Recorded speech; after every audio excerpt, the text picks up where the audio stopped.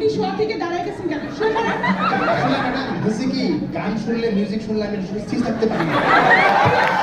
শুয়ে পড়েন। Sorry, madam. আর তুমি? আরে তুমি এখানে, তোমার তো অন্য ওটিতে থাকার কথা, এখানে কিভাবে আসলা?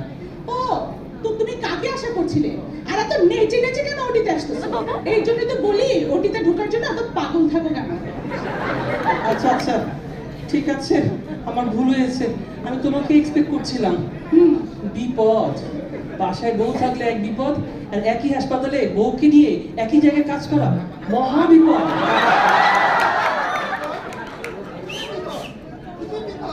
আহা, আপনি আমার কথা জানেন না? স্বামী স্ত্রীর কথা বলছেন, আপনি জানেন না? যখন স্বামী স্ত্রী কথা বলে তখন থার্ড পার্টি চুপ থাকে, শুয়ে পড়েন। আচ্ছা ঠিক আছে ঠিক আছে।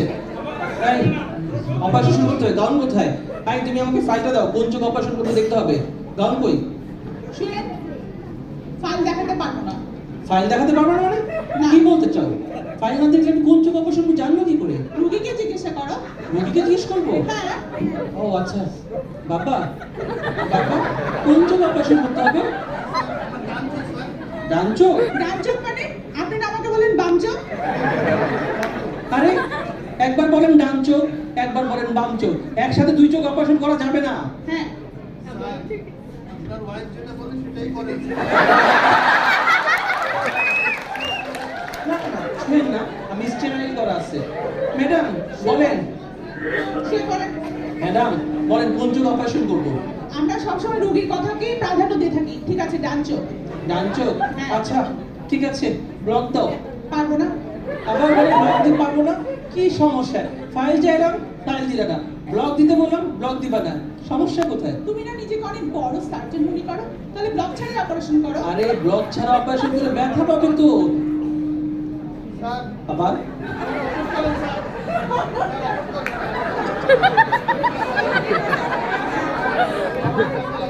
আচ্ছা আচ্ছা, এই,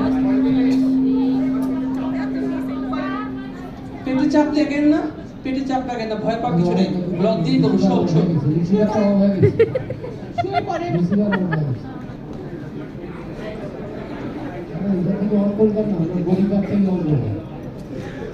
শুয়ে পড়েন। ব্লক দিচ্ছ? না, তুমি বুঝতেছো না যে আমি রাগ করছি? হ্যাঁ, রাগ করছো কেন তুমি আমার উপরে? কি করলাম? তুমি আজকে চিন্তা করো, আজকে কত তারিখ আর গতকালকে কত তারিখ ছিল। গতকালে কত তারিখ ছিল? স্যার আজকে 15 তারিখ, আর কালকে 14 তারিখ ছিল স্যার। 14 তারিখ ভ্যালেন্টাইন ডে না, নববর্ষ না, গতকালকে 14 জানুয়ারি ছিল। সমস্যাটা কোথায় তাহলে? স্যার আপনি মহাবিপদ সংকেত 9 নম্বরে আছেন স্যার। মনে করে দেখেন আপনি কি ভুলে গেছেন স্যার, ম্যাডামের বার্থডে না আপনার ম্যারেজ ডে? ও ম্যারেজ ডে, আমাদের ম্যারেজ ডে। ও, ম্যারেজ ডেটাও ভুলে গেছো দেখছি।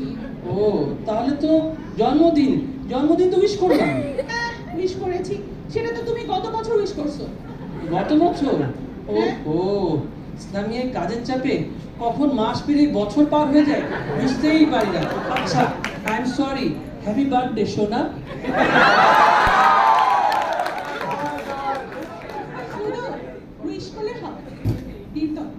আপনার গিফট লাগবে? আচ্ছা ঠিক আছে, মোস্তাক স্যার আর সিও স্যারের সৌজন্যে বছর শেষে যে ইনক্রিমেন্ট দিয়েছে, ওই ইনক্রিমেন্ট দিয়ে তোমাকে একটা গিফট দিয়ে দিব। ভালো লাগে না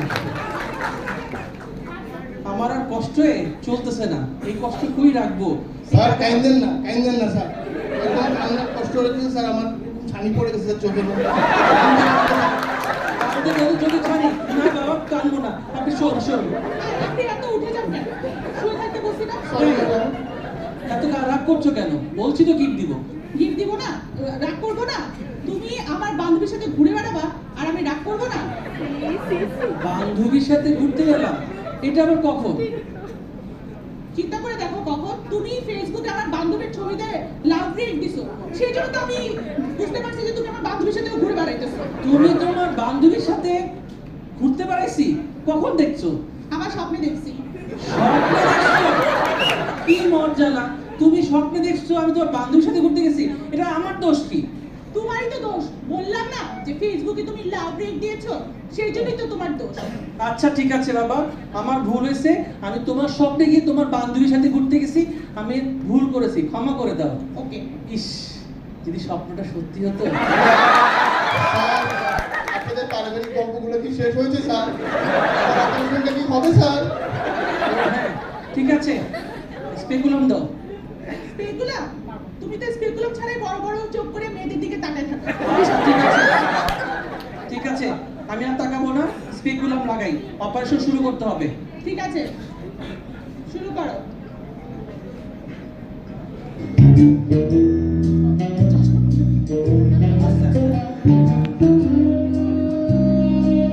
অপারেশনটা মনে হয় সুন্দর হবে, রেক্সিসটা আবার ফাটাফাটি হবে, টস টস করছে লেন্সগুলো। চেষ্টা করে আমার মতো সুন্দর হবে বুঝি। আচ্ছা দেখি।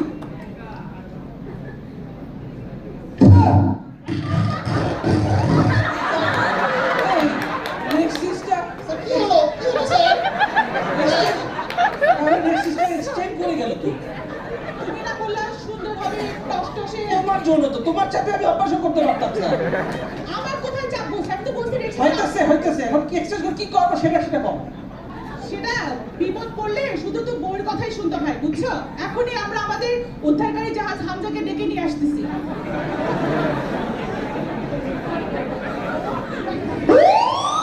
শুরু করো, শুরু করো।